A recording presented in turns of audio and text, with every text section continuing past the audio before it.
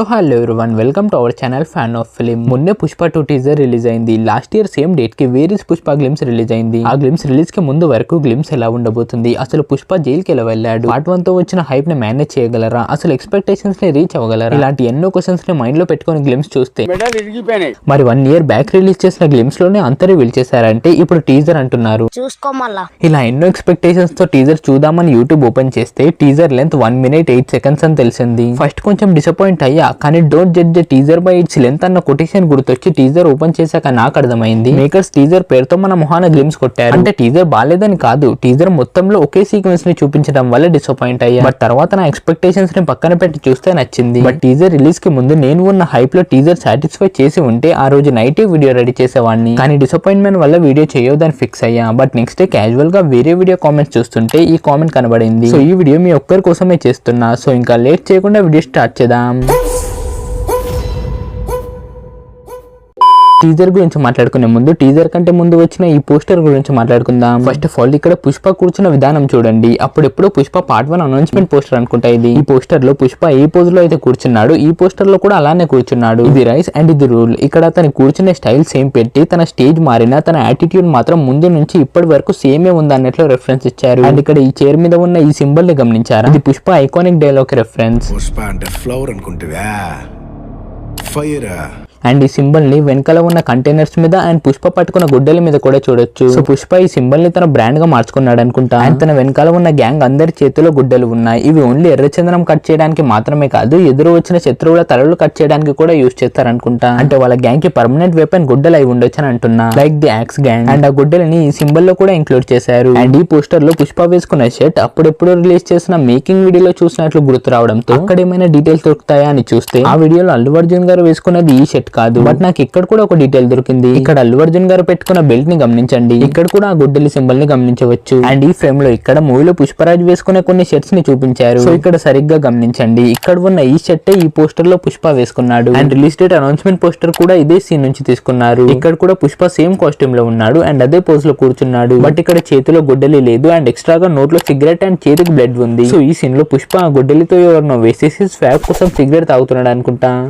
So ఇప్పుడు teaser గురించి మాట్లాడుకుందాం. టీజర్ లో వచ్చే టెక్స్ అన్ని ఎర్రచందనం నుంచి గోల్డ్ కలర్ లోకి ట్రాన్స్ఫార్మ్ అవుతాయి. లాస్ట్ ఇయర్ గ్లిమ్స్ పేరుతో రిలీజ్ చేసిన టీజర్ లో కూడా ఇలానే ఉంటుంది. అది చూసినప్పుడు చాలా మంది పుష్ప ఎర్రచందనం వదిలేసి గోల్డ్ స్మగ్లింగ్ వైపు షిఫ్ట్ అవుతాడని అన్నారు. కానీ అది రాంగ్. పుష్ప మూవీ స్టార్టింగ్ లో ఎర్రచందనం ని భూమి మీద పండే బంగారం అని చెప్పారు కదా, సో ఇది దాని రెఫరెన్స్. నెక్స్ట్ మన పుష్ప ఎంట్రీ తన కాలుతో చూపిస్తారు. ఈ ఫ్రేమ్ ని టీజర్ అనౌన్స్మెంట్ పోస్టర్ లో చూసే ఉంటారు. అండ్ నెక్స్ట్ కళ్ళకి కాటుక పెట్టుకునే షాట్ వస్తుంది. ఇక్కడ పుష్ప చేతి చిట్కన వేలు గోరు పెద్దగా ఉంది. దీన్ని వేరిస్ పుష్ప వీడియోలో కూడా చూపించారు. చాలా మంది దీని వెనకాల ఏదో ఫ్లాష్ బ్యాక్ ఉండొచ్చు అని అంటున్నారు. కానీ ఇదే క్వశ్చన్ గూగుల్ కి అడిగితే అది ఏం సమాధానం ఇచ్చిందో మీరే వినండి.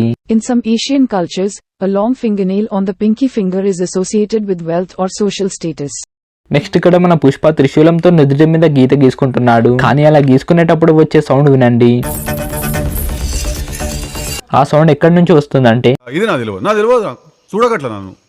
అండ్ ఈ ఫ్రేమ్ ని 3 days to go for the teaser poster లో చూసే ఉంటారు. అండ్ ఇలా త్రిశూలం పట్టుకుని శంఖం ఊదుతున్న పుష్పాన్ని ఇక్కడ చూడొచ్చు. అండ్ ఈ జాతర సీక్వెన్స్ లో ఒక సాంగ్ ని కూడా సెట్ చేశారనుకుంటా. అది ఈ ఫ్రేమ్ చూస్తే అర్థమవుతుంది. అండ్ పుష్ప ఎంట్రీలో తన వెనకాల గంగమ్మ తల్లి వెనకాల ఉన్న శేషనాగుని చూపించి అతని గంగమ్మతో పోల్చారు. ఈ పిల్ల బచ్చగాలని కొట్టడానికి గంగమ్మ తల్లితో పోల్చడం ఎందుకని మీరు అనొచ్చు, కానీ అలా పోల్చడానికి కూడా ఒక రీజన్ ఉంది. మీకు ఆ రీజన్ అర్థం కావాలంటే ముందు గంగమ్మ తల్లి హిస్టరీ తెలుసుకోవాలి. సో ఇప్పుడు ఆ స్టోరీతో వీడియోని సాగదీయకుండా షార్ట్ ఫామ్ లో చెప్తాను వినండి. పూర్వంలో తిరుపతిని పాలెగాలు పాలించేవాళ్ళు. అప్పట్లో అక్కడి రాజు అక్కడి అమ్మాయిలను హెరాస్ చేసేవాడు. సో వాడిని చంపడానికి గంగమ్మ తల్లి పుడుతుంది. ఒక రోజు ఆ రాజు కళ్ళు గంగమ్మ తల్లి మీద పడి తనని హెరాస్ చేయడానికి ట్రై చేసినప్పుడు గంగమ్మ తల్లి తన విశ్వరూపం ఎత్తుతుంది. అప్పుడు ఆ పాలెగాడు గంగమ్మ తల్లి తనని చంపడానికి వచ్చిన ఆది పరాశక్తి అని రియలైజ్ అయ్యి పారిపోయి ఎవరికి తెలియకుండా దాక్కుంటాడు. అప్పుడు వాడిని బయటకు తీసుకురావడానికి మన గంగమ్మ తల్లి ప్రతిరోజు ఒక్కో వేషం వేస్తుంది. అండ్ లాస్ట్ డే ఆ పాలెగాడు బయటికి రావడంతో వాడిని సంహరిస్తుంది. సో అప్పటి నుంచి ప్రతి సంవత్సరం ఆ జాతర జరుపుకుంటున్నారు. సో ఇప్పుడు స్టోరీ ఏంటో తెలిసింది కదా. ఇప్పుడు టీజర్ లో పుష్పాని గంగమ్మ తల్లితో ఎందుకు పోల్చారో చెప్తాను. చాలా మంది ఈ జాతర సీక్వెన్స్ మూవీ క్లైమాక్స్ అయి ఉంటుందని అంటున్నారు. కానీ ఐ డోంట్ థింక్ దాట్. ఎందుకంటే గంగమ్మ తల్లి స్టోరీలో ఉన్న పాలెగాడు లాగే ఇక్కడ కూడా ఒకడు ఉన్నాడు కదా. సో ఐ థింక్ ఈ సీక్వెన్స్ లో పుష్ప జాలీ రెడ్డిని చంపేస్తాడు అనుకుంటా ఏంది పక్కా చంపేస్తాడు. ఎందుకంటే ఇక్కడ వాడిని చంపకపోతే ఆ సీక్వెన్స్ కి అర్థమే లేకుండా పోతుంది. కానీ పుష్ప వాడిని చంపాలనుకుంటే పార్ట్ 1 లోనే చంపేవాడు. సో ఇక్కడ వాడు ఏదో పెద్ద తప్పే చేసి ఉండాలి లేదా శ్రీవాణిని వేసేసి ఉండాలి. అండ్ ఈ టీజర్ లో చూపించిన పుష్ప ఎంట్రీని షూట్ చేయడానికి ఎన్ని టేక్స్ తీసుకున్నారో చెప్తే మీరు షాక్ అవుతారు తెలుసా. అందులో ఏముందో అని మీరు అనొచ్చు. సో అందులో ఏముందో మన సితిన్ విని బ్రో చెప్తాడంటే వినండి. ఇక్కడ ఇలా లిఫ్ట్ చేస్తున్నప్పుడు లెగ్ ఆ ఫెమినన్ స్టైల్ ఉండాలి అండ్ దెన్ పైట పట్టుకునేంత వరకు ఆ ఫెమినన్ బాడీ లాంగ్వేజ్ బాడీలో ఉండాలి. అలా క్యాచ్ చేసిన వెంటనే అంటే ఈ లిరిక్స్ కంప్లీట్ అయిపోయిన వెంటనే back to masculine body language. And I wonder ఎన్ని టేక్స్ చేస్తుంటారో.